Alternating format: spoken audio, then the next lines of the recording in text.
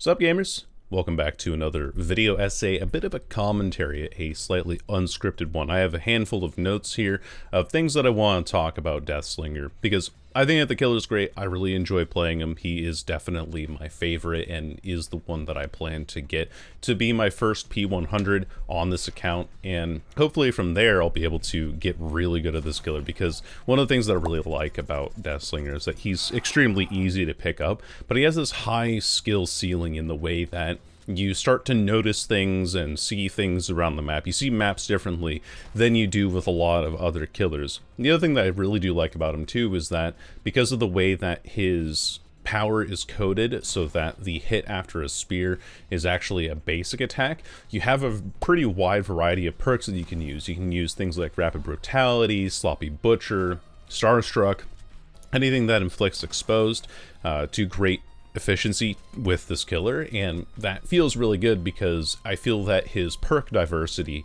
is pretty wide. You can have hex builds, you can have your regular gen slowdown builds, you can have status effect builds, you can have ones that are more chase oriented. I think really the only build category that Slinger doesn't exactly fit into are backpack builds and anything that has to do with like a vault build. So Bamboozle is typically not a perk that I like to bring because you like to encourage people towards windows because you get free hits through windows, and I just think that Bamboozle doesn't really work well on him. He also has this ability to land shots through these impossibly small angles. There's some really funny hidden ones that I have found over time. I'll even show some clips here. There's the Raccoon City Police Station on this window here, that crack beneath the blinds you can actually shoot through. You can see the shot hits the wall behind it there. So that's one shot you can get with Slinger, but you have to be at a certain distance away from it to actually land it properly. Another one that you can hit is in Larry's Memorial Institute, this reception window here. The window itself is solid glass, but the microphone piece hole there, you can actually shoot through that.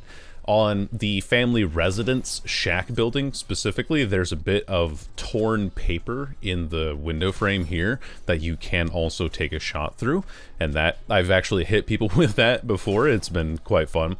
And because of that, like, every map has its own little unique things, little unique details that you can work through. You can shoot over obstacles that you'd normally think that he couldn't hit over. You can shoot through or underneath obstacles that you also would normally think you can hit under. I've even hit people underneath the raised platform in the Shattered Square, for example, and that is by far the most satisfying thing about Slinger. And it also goes into like how his sound design is really satisfying. The kind of ding that hits every time you land a spear on somebody it hits my brain like heroin. It is an incredible drug. I am addicted to the dopamine that sound gives off. And I think as well, like, his chase music is incredible, his sound design, the gunshot, the spear reeling back, the reload, the click of the reload, like it all sounds incredible, and it's very satisfying as a killer as a whole. And I think that he has a lot of fairness to him in the way that he operates currently. One of the best things about his power is that he turns most semi-safe filler pallets into unsafe ones. You can't duck behind a lot of obstacles as easily as you can with other killers. You can't run around the back of them like you would be able to with most M1 killers, because I can usually pull myself around the back of a shorter obstacle and swing around the backside. It's happened many times, and you can make that even more unfair and unsafe by using the Prison Chain add-on and the Coup de Grace perk, because you take longer to break the chain, and then Coup de Grace extends your lunge distance so you can swing around the back of obstacles that most survivors would think they'd be safe on, but they genuinely aren't. He also happens to counter Dead Hard and base kit borrow time. Now, I think like every time whenever there's dead space in a video and I don't know what to talk about, my brain goes, hey, by the way, did you know that Deathslinger's spear counters Dead Hard? And this is the thing that I'll reiterate. Basically, if a survivor tries to Dead Hard your shot, the initial hit of the spear, it doesn't do anything because the hit is considered a stun. It's not actually considered an instance of damage. So the hit stuns the person out of the dead hard animation, and then when you pull them in, you then pull them into a deep wound hit. Now let's say that they're healthy, and you hit them and then get them in the deep wound. Well, if they dead hard, they're already in deep wound. They're not going to be able to counter it with dead hard, because you can't deep wound to deep wound. If you're in deep wound, you're just going to go down anyway. So that's a really satisfying thing about him. I hardly ever have to worry about that perk when I'm playing this killer. And he also counters out the base kit borrowed time, which is a little bit scummy in some ways, but it is true. If someone gets unhooked off of a hook and you're nearby, you can typically spear them if they're not behind an obstacle. You can spear them and then not take any time reeling or pulling them through an obstacle. And usually by the time that they get to the end of the struggle period, that endurance from borrowed time will wear off and you can knock them down again. And so that's like another way that you can really easily apply pressure. Now on to some not so great things about Slinger, the reason why I think that he's not very strong compared to a lot of the other killers in the game. The first is that he's the most punished out of any range killer for whiffing. And before I explain that, I think I need to talk about what I think constitutes a range killer. I think that a range killer is somebody who uses, their power is mostly used as a projectile. So the killers that come to mind, or projectile, or like can hit you at an extended range. So things that come to mind are the likes of Artist, Nemesis, Trickster, Huntress, and yeah, I think it's mostly those four. I was gonna say Houndmaster, but Houndmaster feels kind of more like an M1 killer, almost pretty similar to Deathslinger, but with her power cooldown being so low, you hardly feel punished for whiffing on her often. And with her being more reliant on using the dog to hold someone in place and then M1ing them, it doesn't quite feel like a projectile killer comparatively. And even if she is a range killer by some matter of whatever kind of technicality here, I do think that the Houndmaster is still less punishing than the Slinger if she is considered a range killer. And the reason why the Slinger is punished for whiffing is that if you miss that shot, especially at range, and that doesn't hit, then you have to reload, and reloading slows you down, and it gives people time to run away. And I think that it is like a high risk, high reward kind of thing that's going on. I don't think that it's inherently bad. It just means that this is a glaring weakness with his kit, and it's why he does feel weak at times, or it feels especially weak compared to a lot of the other range killers, because when you play Nemesis, you whiff a whip. If you're in tier 2 or tier 3 even, you're like, oh darn, anyway, I'm gonna go whip again. Trickster can stack so many knives and when he gets main event, he feels pretty unstoppable, especially when you find groups of survivors together. Huntress, you whiff a hatchet, oh no, you're slowed down for like a little bit of time, but now you have 6 more in your pocket. They deal 1 damage state. Houndmaster, if we're including her in this, you whiff the dog, you have a 5-second cooldown, and that's really not a whole lot to be working with. Whereas Slinger, someone's already at distance, you whiff them at distance, you have to reload, and then they gain more distance. It just doesn't feel, it is a lot more punishing compared to all the other range killers that I've mentioned here. And you can only handle 1 survivor at a time, which really sucks. Like, I know that there's a lot of the killers kind of do fall into this category, but some killers can adjust their focus incredibly quickly. Like, let's take Demogorgon, for example, right? The Demogorgon gets a down with the Shred, and then immediately has Shred available again. You can M2 to then charge your pounce and zone people in the exact same kind of way with Slinger, where you have your power ready as a zoning tool, and you can then use it to then rezone people and gain more ranged hits, and you can turn around and knock multiple survivors or injure multiple survivors in a very quick fashion. Whereas Slinger has to spear someone, pull them in, M1, reload, or catch up with them on a basic M1 afterwards. And that is incredibly slow. You can only handle 1 survivor at a time doing that. And it's unfortunate. I mean, it's kind of cool because it's like I'm hunting down the bounty hunter, or I am the bounty hunter and I'm hunting down this one specific person. So it does fit into his lore. It fits into his playstyle. It makes sense as to why he can only handle 1 survivor at a time. And I'm not saying that he should be able to handle multiple survivors at a time. I think that this is still very much key to his kit and key to his identity at this point, but what it means is that he's somewhat slow at applying pressure compared to other killers. And another thing is that I don't think that Slinger's add-ons are necessarily diverse enough. You have the reload add-ons, which are considered to be the best. You have Bayshore's Cigar, which reduces the stun time by 0.75 seconds. So if you get stunned, it's actually faster than getting an M1 when you have Bayshore's Cigar equipped. And then you have Iridescent Coin. And those are probably like the 4 good add-ons that Deathslinger has. The rest of them are things that either inflict Mangled when you M1 or when you break the chain, depending on if you're running the Honey Locust Thorns or the Rusted Spike. You have ones that decrease the miss cooldown, and I think that's actually like a really good beginner add-on where you're less punished for whiffing shots early because you're trying to get used to playing the killer, so that's totally fine. I think Tin Oil Can's fine. You have ones that increase your movement speed when you're aiming down the sights in the form of the Jaw Smasher and the Wanted poster. Now, I think those are also kind of okay, but they're like less okay. They're probably, I wouldn't change those add-ons because they are still like a fun effect that you can use to throw survivors off. But basically, one of the things that I would like to have a change for Deathslinger is to have him have an add-on pass. And I have actually ideas for changing all of the add-ons that I think are underutilized or outright useless for Deathslinger's playstyle. First of all, we have the Hellshire Iron. The Hellshire Iron right now, what it does is that whenever a survivor is speared, you become undetectable, and then that effect lingers for 10 seconds after the survivor is no longer speared. But that includes if you M1 or if the chain breaks. And so if the chain breaks or you M1 somebody, you have a 3-second cooldown before you can go and reload or M1 again. And that means that instead of actually getting 10 seconds extra undetectable, you only get 7 seconds of undetectable. And that sucks. That doesn't feel good at all because 7 seconds is basically nothing.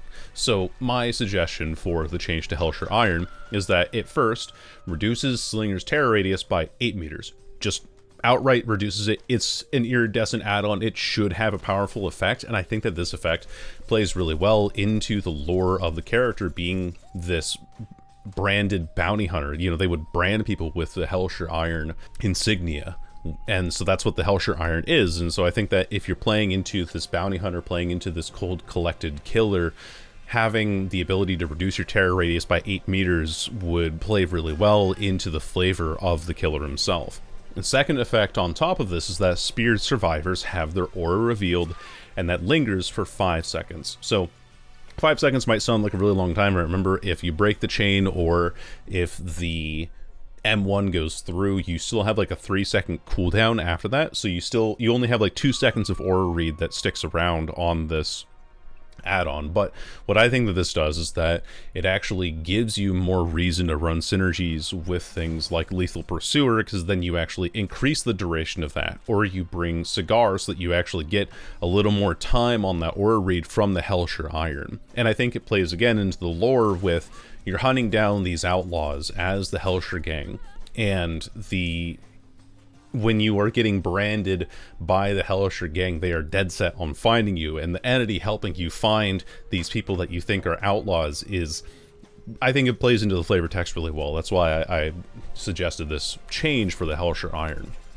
Right now we have the Marshal's Badge and the Gold Creek Whiskey, both of which reduce the terror radius of the Slinger while he's aiming down sights, but this is obviously terrible because you don't want to aim down sights from too far away, but also if you aim down sights when you're in too close, people are already going to be hearing your terror radius anyway, and so this add-on really only has synergies in kind of like meme-centric builds where it's like, oh, I want to reduce the terror radius with Monitor and Abuse and Marshal's Badge and Gold Creek Whiskey, but now you have this effect where you're running 2 bad add-ons and you reload slower and you recover from the stun slower, and that just doesn't feel good in general, especially with him having a 32-meter terror radius. Like, Marshal's Badge and Gold Creek Whiskey combined only brings that terror radius down to 20 meters, which is 2 meters outside the range of the maximum range of the Deathslinger Spear anyway.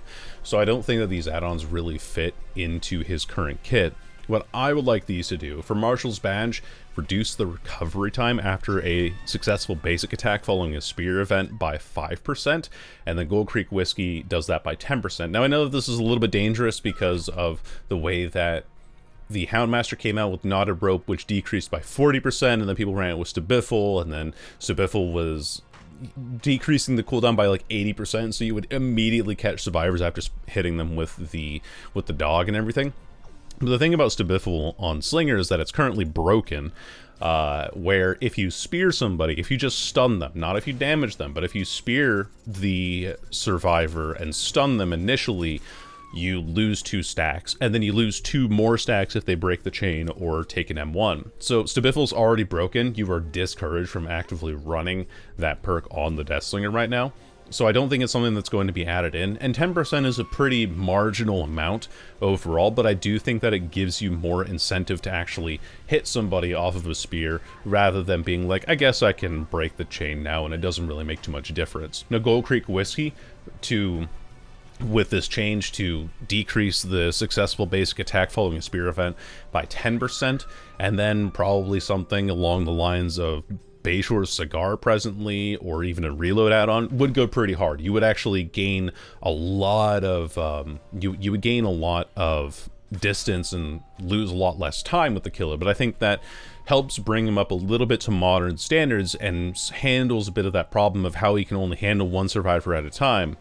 I really do think that plays into the way that the killer should be designed presently. The other one is the Poison Ivy Leaves, where hitting a survivor with a basic attack after a spear event inflicts blindness for 45 seconds. I thought that the current effect of like increasing men timers was a little bit weird, because it also works off of hitting someone off of hook, but the problem with Slinger is that he's not really good as a hit and run killer because of how slow he is, and because of how slow he is at dealing with multiple survivors at once. You'll see this is a recurring theme. And so I wanted to do something that was a little bit more status effecty, and if you're inflicting blindness for 45 seconds, now some people might say like, oh, that's the weakest of the effects, it's not all that great, but for me personally, Poison Ivy Leaves inflicting blindness for 45 seconds, it denies everybody who runs Windows of Opportunity. This is purely me just saying I hate Windows of Opportunity, and we can also play this into Poison Ivy Leaves. If you ever had like a Poison Ivy rash, it's terrible. It's like scratchy and itchy, and it's just annoying. But now imagine like getting that on your face and like, oh, you're blind for 45 seconds. It kind of like plays into the actual design of what is being used here, to then inflict a status effect that makes sense for the add-on that's being used.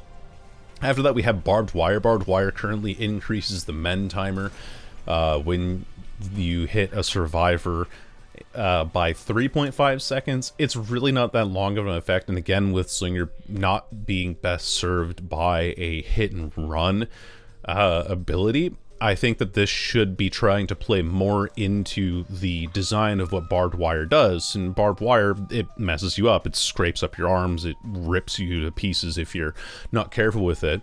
And so I think that if a survivor breaks free from a spear with this add-on, they are inflicted with hemorrhage and mangled for 80 seconds. You might think like, well, isn't that just Sloppy Butcher? And it's like, yes, but I don't think that Sloppy Butcher should be used for every M1 effect, and you can choose to not run this add-on for other add-ons that are definitely stronger, and still run Sloppy Butcher if you want to have Hemorrhage and Mangled. But I'm thinking that if the survivor is breaking free from a spear that has Barbed Wire on it, then it would make sense thematically for it to be Hemorrhage and Mangled for 80 seconds. And that way you're also like denying heals, and you can play a little more hit and run that way, or in case you lose somebody quickly after hitting a spear, you do have that bit of passive slowdown that is actually more effective and a bit closer to what Barbed Wire actually does.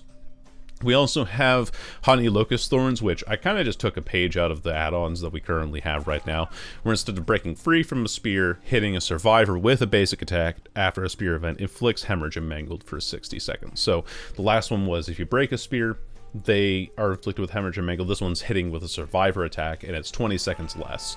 Again, just kind of like trying to add different kind of fixes onto here, especially with the hemorrhage effect, because none of these hemorrhage effects are in the Slinger's add-ons presently, and I think that Honey Locust Thorns, you have thorns on the bayonet or something, I think that just kind of works into the flavor of the add-on. Bayshore's Gold Tooth is currently a green add-on that increases your reeling speed by 5%. And this often ends up screwing you over because faster reeling speed means that survivors can potentially get caught behind obstacles a little more easily. So even if you reduce the time that it takes to get to you, you actually also give them greater opportunity to get stuck on things as the line gets shorter. And so now what I would change it as is, this is probably a little bit too overtuned, but if the speared survivor is the obsession, they take 20% longer to break the spear. Otherwise, the survivor takes 5% longer to break the spear. The prison chain right now reduces or increases the strength of the spear by 10% just for all survivors, and so this wouldn't be terribly good on all survivors, because if it's all survivors, then it's 5% longer, and you get a little bit of an extension, but it's not that great. But if it's the obsession, then they take 20% longer to break the spear. And I think this plays into the lore, plays into the story a bit more of Deathslinger's hatred for Henry Bayshore. So now if you are hooking what he thinks is Henry Bayshore as the obsession, they take even longer to break the spear just out of pure spite, basically, at this point. Like, you're holding on, trying to get this obsession killed as quick as you can. And this also would work really well with a lot of like the obsession swapping builds, opening up another opportunity for a diverse build for the killer. You can do like the Nemesis friends till the end thing, and then you're swapping the obsession and then using Bayshore's gold tooth to get longer spear breaks. And I think it'd be a fun change to actually encourage people to try and play different builds with the add-on specifically. Rickety Chain is a bit of a weird one, in that right now it makes the spear break 33% faster. This is at all ranges, but you only get double points for hitting speared events. So if you hit somebody at over 12 meters for a sharpshooter event, you don't get bonus points, and the chain still breaks faster. So you're actively discouraged from shooting at people from long range. This add-on is terrible. It always detriments you. You get like 200 extra points for landing one spear, which if you're trying to get it down and you're going around the back of a pallet like I'm so used to doing nowadays, Rickety Chain actively screws you from being able to do that. So what I think Rickety Chain should do is reel faster, take the effect that we have moved off of Bayshore's gold tooth onto this, and all spear events get double points. It should not be just speared events, it should also be sharpshooter events, because I want to get rewarded for hitting things at range. Why am I getting discouraged from doing that at range? So I think reeling faster, double points for all spear events. And finally, the other add-on that I would change would be Snake Oil, which currently increases reeling speed by 2.5%. This add-on is useless. You basically see no changes for it whatsoever. So what I think it should do is increase your movement speed while reloading by 5%. And this might sound really strong, and it is. But I was thinking with Snake Oil isn't implying directly the Redeemer. It could also be something in the killer's power. So maybe he was using Snake Oil on the brace that he has on his leg to help himself move faster. And so Snake Oil increasing movement speed while reloading by 5% would make those whiffs a lot less punishing, but also force you to run another add-on to get that kind of benefit back. So if you don't want to move faster while reloading, you don't run Snake Oil. So you run these other things that give you a lot more diverse options than 2 good reloads, a long-range exposed effect, and a decreased stun effect, usually with the reload effects being stacked with each other, or at least one reload add-on with the other 2 here. It just gives them a little more diversity. And then finally, some base changes that I would make to Deathslinger. Make him 115. Make him 115. I think that with him being so punished out of any other range killer, or even zoning killer really, for whiffing, makes it so punishing to play him, especially at 110. He can get looped around large rocks super easily. He doesn't have great mobility. Like, his mobility of being able to get across the map is just running across the map. And as it stands, 110 is incredibly slow. You'll lose out on things by a couple of seconds because of that 5% difference. So why not make him 115? Let's just see what happens. They did it to Trickster. I think that Deathslinger can have the same effect to him. Second thing is that I would like them to actually make Tin Oil Can slightly base kit. So Tin Oil Can makes it so that when you miss a shot, the return animation takes half a second shorter, or completes half a second shorter than it normally would. So you miss a shot, the shot comes back half a second sooner.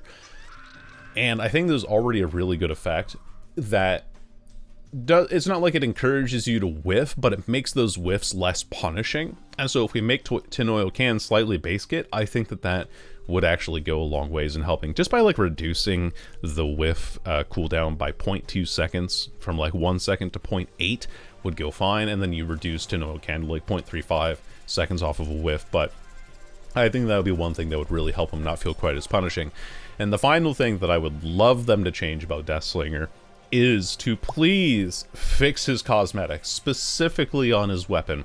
See, every weapon aside from the base kit weapon, Death to Bayshore, is not calibrated to the tip of the crosshair. Whenever you fire Death to Bayshore, which is the base weapon, you can trust that the very tip of the weapon is exactly where the gun is going to shoot. It's a tiny projectile, and you can hit this through some of the tiniest things. You even saw, again, with that RPD shot that I fired underneath the blinds, I'm lining up the very tip of the crosshair on that weapon.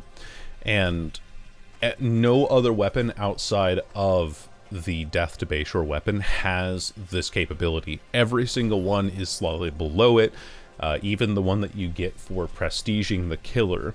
And you can even see it in the menu here. I'm in a custom game here, and you can see that with these different weapons that the spear is actually clipping out of the weapon slightly because the weapon model itself is too low, meaning that the shot is also going to be inaccurate. It's not going to be totally accurate to the actual tip of the crosshair. And I think that's something that would go a long way in making Slinger feel more satisfying, because your visuals are then actually freaking accurate. Anyway, so those are my changes that I would have for Deathslinger. Some things that I like, some things that I think are not so great about him. And yeah, I hope Behavior hears my suggestions, and let me know what you think in the comments below. And have a good day. I don't know how to outro videos, so bye-bye. See you later. Bye-bye.